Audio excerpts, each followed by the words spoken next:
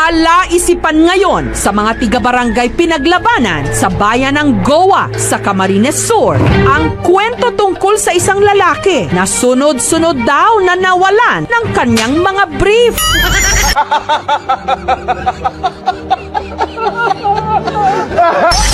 Taga dyan po sa may Barangay Curva, malapit sa ilog siya nakatira. Matangos ang ilong niya tapos matangkad siya. When? Hindi nga. Guwapo, nakatext ko po siya dati. Wow! Wow! Dati.